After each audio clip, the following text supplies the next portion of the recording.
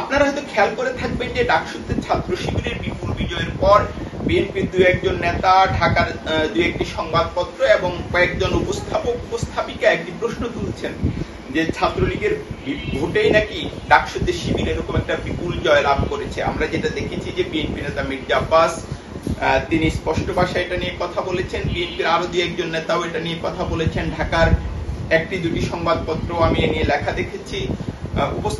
উপস্থাপিকাদের দুই একজন টকশোতে যেটা দেখলাম তারা বলছেন, প্রশ্ন তুলছেন যে ছাত্র শিবিরের যে বিপুল বিজয় এটার পেছনে নাকি ছাত্রলীগের একটা বড় অবদান এবং ছাত্রলীগের ভোটের একটা বড় অবদান।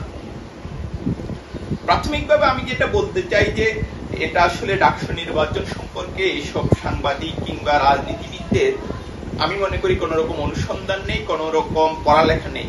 এটা আমি অত্যন্ত দুঃখিত যে এরকম একটা মন্তব্য করার জন্য, কিন্তু এটা আমি নিশ্চিত করেই বলছি।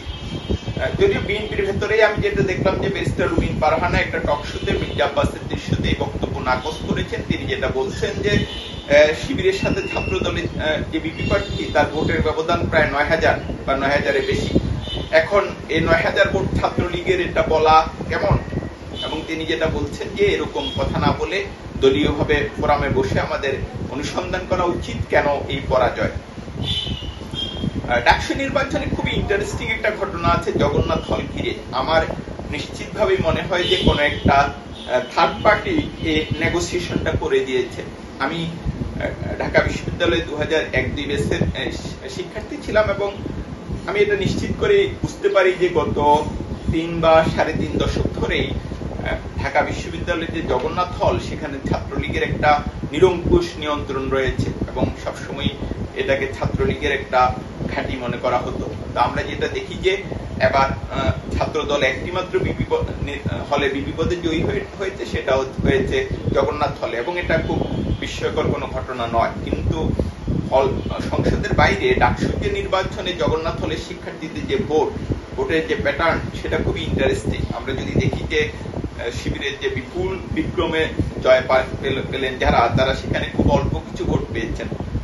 যেমন বিপি পদে সাদিক ক্যাম 10 ভোট পেয়েছেন, অন্যদিকে এজিএস পদে মহিউদ্দিন 7 ভোট পেয়েছেন, এস এম ফরহাদের অবস্থা আরো খারাপ, তিনি পেয়েছেন 5 ভোট। অন্যদিকে আমরা যেটা দেখি যে ছাত্র দলের প্রার্থী আবিদ তিনি 1276 ভোট পেয়েছেন, কিন্তু ছাত্র দলের যে জিএস প্রার্থী হামিম তিনি কিন্তু তেমন কোনো বেশি ভোট সেখানে পাননি, তিনি পেয়েছেন 298 ভোট। কিন্তু আমরা যেটা দেখি যে বামপন্থী যিনি প্রার্থী মেঘ মোল্লার বসু সেখানে জিএস পদে 1170 ভোট পেয়েছেন। অন্যদিকে আবার ছাত্র দলের যে এজিএস প্রার্থী তিনি ঠিকই ভালো ভোট পেয়েছেন, তিনি 1107 ভোট পেয়েছেন। এর একটা পরিষ্কার ইন্ডিকেশন দেয় যে ছাত্র শিবির আসলে ছাত্রলীগের কি পরিমাণ ভোট পেয়েছে।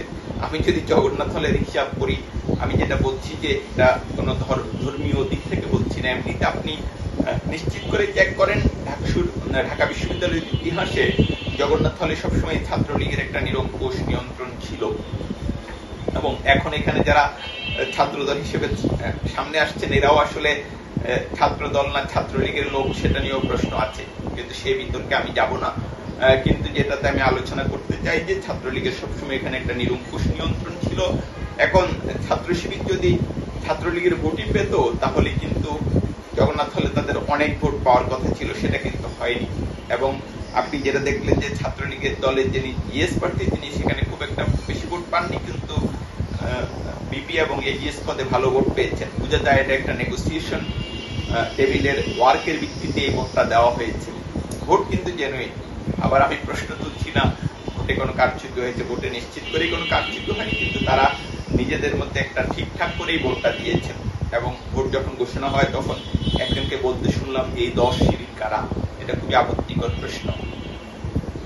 এবং আরেকটা বিষয় উল্লেখ করতে চাই যে ছাত্রলীগ নির্বাচনটা বর্জন করেছে। বর্জন বলতে তারা তো নিষিদ্ধ, তাদের আসলে সুযোগই ছিল না, কিন্তু ছাত্রলীগের ফেসবুক পেজ থেকে নির্বাচন বর্জনের ডাক দেওয়া হয়। এবং ঢাকার কিছু বুদ্ধিজীবী, কিছু অত্যন্ত জ্ঞানী টকশোবিদ তারা প্রশ্ন তোলেন যে আওয়ামী লীগ ছাড়া অংশগ্রহণমূলক নির্বাচন কিভাবে হবে। কিন্তু আমরা যেটা দেখছি যে ডাকসুতে 80% ভোটার তাদের ভোট প্রয়োগ করেছে। সুতরাং ছাত্রলীগকে ছাড়া, আওয়ামী লীগকে ছাড়া অংশগ্রহণমূলক নির্বাচন হবে না, এটা বাংলাদেশের রাজনীতিতে এখন সম্ভবত অচল হয়ে যাচ্ছে। আমাদের যারা বুদ্ধিজীবী, আমাদের যারা আলোচক, আমাদের যারা জ্ঞানী মানুষ, আমাদের যারা জ্ঞানী সাংবাদিক, এতে সম্ভবত একটা সীমাবদ্ধতা হচ্ছে যে জেনজির প্রজন্ম যে বাংলাদেশ এবং পৃথিবীর রাজনীতির চিত্র বা রাজনীতির যে প্যাটার্ন, সেখানে একটা বিপুল পরিবর্তন নিয়ে এসেছে এবং পুরনো হিসাব যে এখন আর বহাল নেই, এটা আমাদের অনেকেই বুঝতে পারছি না। আমি মনে করি রাজনীতিবিদদের, তরুণদের বুঝতে শেখা উচিত।